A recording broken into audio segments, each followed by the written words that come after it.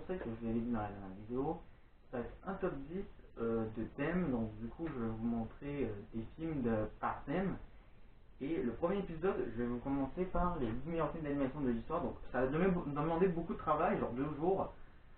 Et vous allez voir que je vais mettre beaucoup de travail dans cette vidéo. Donc c'est parti les amis, les 10 meilleurs films d'animation de Pixar de l'histoire. Alors à la base, je voulais mettre plusieurs films, mais je me suis dit que je mettrais un top 10 des films d'animation d'un studio, donc pas plusieurs, parce que film Pixar c'est quand même un des meilleurs, donc je m'en mets plusieurs, donc voilà. Donc ça va être un par un studio, donc vous allez peut-être voir celui de Living Moins, et peut-être plein d'autres. Mais pour le moment, on va commencer par Pixar de l'histoire, selon mes goûts personnels, et dites-moi dans les commentaires si vous êtes d'accord. Et ça va être plusieurs parties, plusieurs vidéos, donc vous allez voir qu'il va y avoir plusieurs parties, donc ça c'est la première partie. Et on va commencer tout de suite cette vidéo.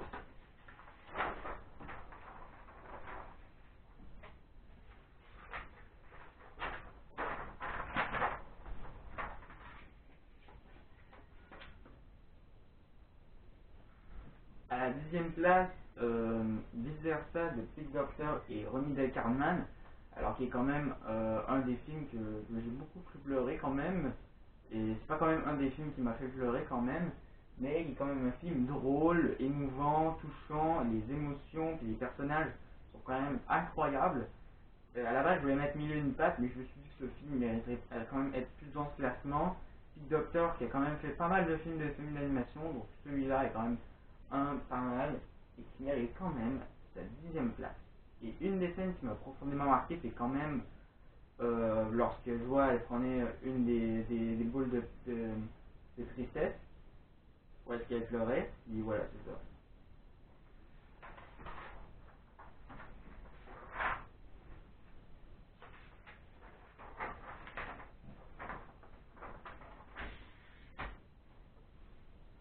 À la 9e place, Coco de Lee Unkrich et Adrien Molina, ouais, c'est ça. C'est quand même un des films de sens critique. Alors j'ai un petit peu sens critique pour faire ce top 10, ouais.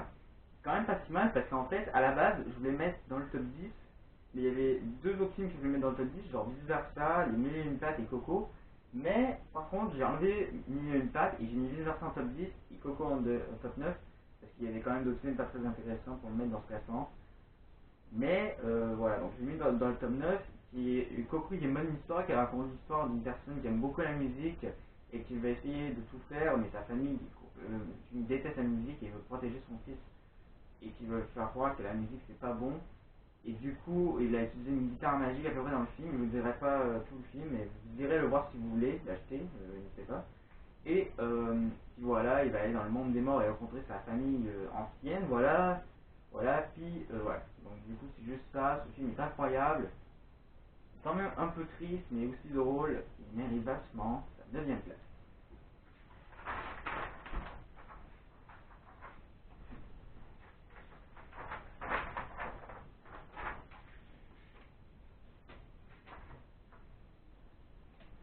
À la 8e place, Ratatouille de Brad Bird et Jan Kinkara.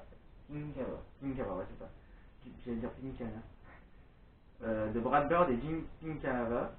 Putain, Jan Pinkava, voilà. De Brad Bird et Jan Pinkava. Voilà. Donc Ratatouille, qui est quand même un bon film drôle et touchant quand même pour des rats qui font la cuisine, c'est quand même vachement drôle.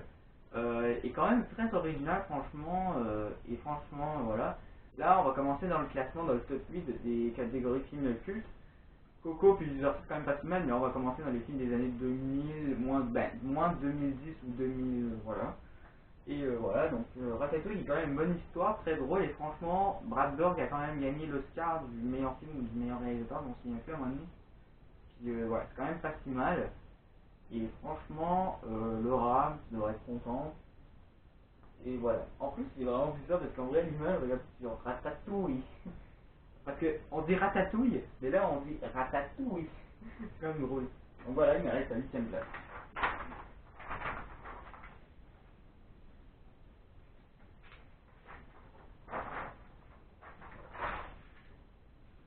On avait quand même mis beaucoup de travail. Hein, donc, à la 7e place, là-haut de Pete Docter et Bob Peterson.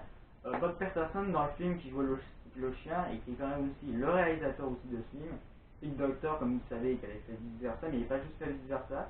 Il y a d'autres films qu'il a fait, donc on verra peut-être dans ce classement. Il mérite quand même sa 7ème place, c'est quand même un bon film d'amour, de voyage et d'aventure, franchement. J'ai pas vu ce film, mais on m'a dit quand même que c'est un bon film, un bon film. Dans le sens critique, je m'en souviens plus, mais je pense qu'il était genre à peu près dans les 7.3 ou 2, je m'en souviens plus. Et voilà, il mérite quand même sa 7ème place. Que dire de plus? Que dire de plus?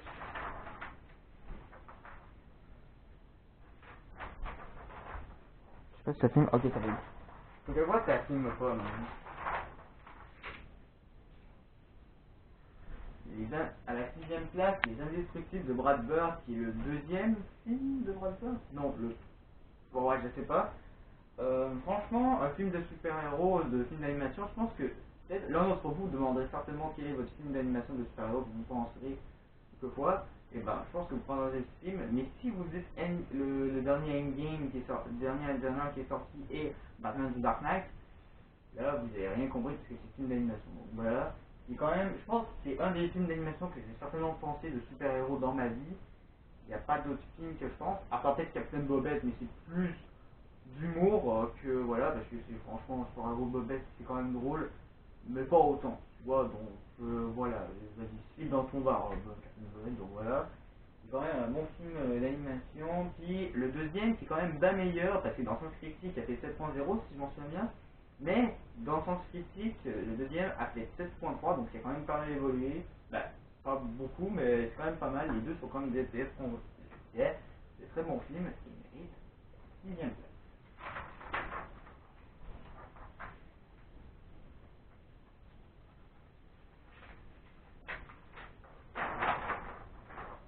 Alors attention, je sais que vous allez en train de vous dire dans votre image, bah, si vous voyez bien, c'est comment ça se fait qu'il est rose? Ben le truc d'imprimante il marchait pas très bien, donc j'ai essayé genre 4 fois pour faire en original, mais il marchait pas très bien. Mais ce n'est pas grave, mais c'est vraiment pas grave, hein, c'est pas grave. On va dire que c'est quand même parfait, au moins ça s'imprime. Du coup voilà, ok on peut continuer, c'est bon? Merci. À la 5ème place, Trouver Nemo, jamais 203, qui est quand même le 3ème film de cette série, si je dis pas de bêtises. Ah non, peut-être le 4ème film de cette série, de Henry Fenton et Lee Humphrey. Lee Humphrey qui a fait aussi Coco, mais il n'a pas aussi fait ça, il a quand même fait la 3ème série de un de vos films préférés, certainement, Toy Story 3. Ouais, il a fait Toy Story 3, puis, et franchement, je pense que c'est quand même pas mal des originales. Un poisson qui, voilà, j'aurais jamais pensé à ça, parce que en vrai, franchement, le film n'est pas si mal, mais je trouve qu'il y a un truc qui est pas si mal aussi. Bah, ça c'est ouf parce qu'en fait, au début de l'histoire, il y a quand même pas mal l'eau, mais je pense que tout le long, là, on est à peu près dans le. Là, je pense au milieu, on est à peu près dans l'eau, mais on est aussi dans le truc de. En dehors de l'eau, mais là, on est encore dans l'eau, donc c'est quand même pas si mal. Et franchement, c'est une bonne idée. Et franchement, j'aurais jamais pensé dans le scénario, parce que moi, j'aurais pensé plus dans le scénario, genre un poisson différent, etc. Je sais pas, bref. Mais je pense que c'est bien plus meilleur. Et il mérite quand même sa 5ème place. Là, on arrive bientôt sur le podium.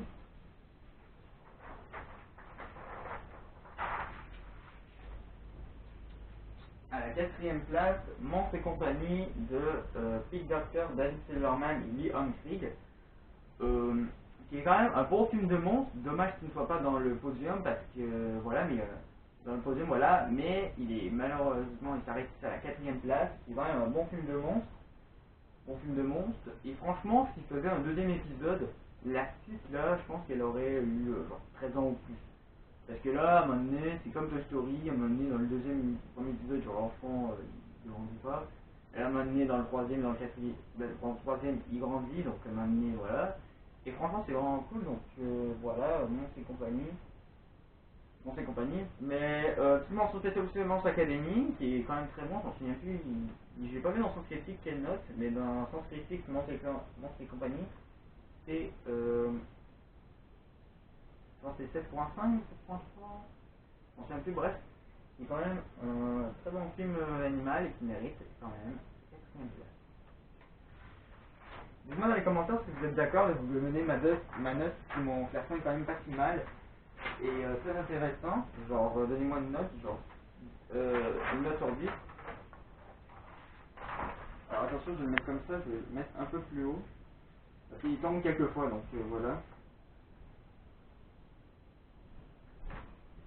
Est-ce que vous le voyez? Alors, je vais voir si on le voit. Ouais, je pense qu'on le voit quand même.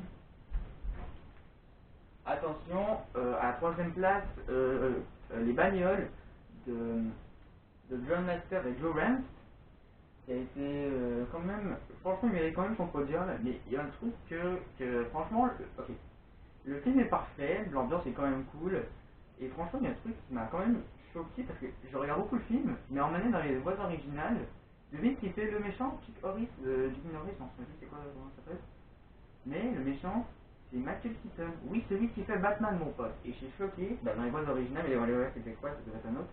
Et franchement, c'est quand même étrange, parce que c'est quand même plusieurs fois que j'écoute ce film. Et en vrai, c'est quand même pas si mal. L'histoire est quand même drôle, émouvant. Et comme vous le savez, il y a pas juste de, on peut pas juste gagner dans la vie, on peut aussi en profiter. Et franchement, ce film, il me rend quand même pas si mal parce que Flash McQueen, il gagne tout le temps dans les courses World Cup au monde, comme dans Fortnite. Mais aussi à un moment donné, il faut quand même profiter de sa vie, voilà. C'est comme une famille, genre. C'est mondialement connu dans le monde, mais à un moment donné, tu dois quand même essayer de jouer avec tes enfants, quand même. Tu dois aussi penser à ta famille aussi. T'as pas juste l'argent, la monnaie qui doit penser aussi. Ça fait un petit peu, mais aussi, il faudrait aussi penser à ta famille. Et c'est ça qui est beau parce que c'est un petit peu comme ça, sauf que c'est quand même dans une autre ambiance. Et franchement, ce film Pixar, il mérite quand même la troisième place. Et franchement, il y a un truc qui est choquant, c'est qu'en fait, dans Sens Critique, dans 6.6, c'est pas lui, mais c'est Mille et une pattes, qui aurait pu être dans ce classement, mais non, c'est une petite mention. Mais les bagnoles, il n'y a pas fait 7 points, non, il y a fait 6 points. Mais sérieux, un film bagnole qui se fait battre par un film de bestiole, franchement, non. Là, il devrait mériter dans les 7 points, comme un même. Franchement, c'est pas très gentil du tout. Mais il mérite quand même pas mal de films, et voilà, donc, il mérite quand même pas mal sa troisième place. Et franchement, le deuxième film, je m'en souviens plus s'il était fait par le même réalisateur, mais j'en fiche. Franchement, le deuxième, il m'a quand même un petit peu il m'a quand même un petit peu chié parce qu'en fait j'adore l'histoire, c'est quand même drôle, c'est mon bon aussi, mais je trouve que ça n'a aucun sens de espion, je sais pas quoi, parce que là on parle de compétition, etc. Ok, il est quand même un petit peu dans le film. Là, là je trouve qu'on est un peu plus de films d'action, de films de course. Parce que dans le premier, dans le troisième, c'est pas si mal, hein. Quand même. Donc du coup, je pense que ça n'a un petit peu rien à voir et mérite amplement sa troisième place. Là, on est arrivé dans le podium et on arrive à la deuxième place. Et je pense que vous connaissez certainement ce film parce qu'il est un de mes préférés. Il est certainement un de mes préférés. Wall-E de Andy Stanton. Alors, Wall-E, franchement, Andy Stanton, là, je sais pas comment il a trouvé cette idée dans sa tête. Mec, il a de trop bonnes idées parce que, franchement, c'est quand même un film de post-apocalyptique, mais je pense que c'est plus un film d'amour que post-apocalyptique. Parce que là, quand il y a deux robots qui font des aventures de malades quand même, c'est quand même ouf. Et franchement, Izzy et Wall-E, franchement, c'est un duo d'enfer. Je sais pas c'est qui font les voix, mais je m'en fiche. Franchement, c'est quand même un très bon film. Et mec, en plus, je sais quand même que c'est un film un peu apocalyptique, parce que quand même au début du film, il y a genre Wall-E qui nettoie quand même la ville. Mais c'est quand même parfait. Là, on trouve quand même un autre robot, puis en plus, il y a deux scènes qui m'ont profondément marqué. C'est la scène de la botte, dans la boîte avec la plante, et la scène du président, qui est quand même pas mal ouf, parce que vraiment, en vrai, c'est pas si mal. Ah, et aussi la marque BM qu'on voit dans le film, je ne sais plus comment ça s'appelait, et ben, tu peux le voir dans tu peux le voir dans quelques films Pixar, donc je vous le laisse en. Vous pouvez checker sur Wikipédia, mais franchement, il y avait vraiment une marque qui est comme ça. Et donc, du coup, voilà, j'aurais aimé qu'il mette dans la première place, et comme vous le savez, d'autres films, de monter. En plus, ce qui est choquant, c'est qu'en fait, dans les meilleurs films d'animation Pixar dans Science Critique, il est à la troisième position, il est derrière Monster et compagnie, c'est Toy Story. Toy Story, il est en première position, Monster et compagnie deuxième. Franchement, ok, d'accord, ça va, c'est sur un podium,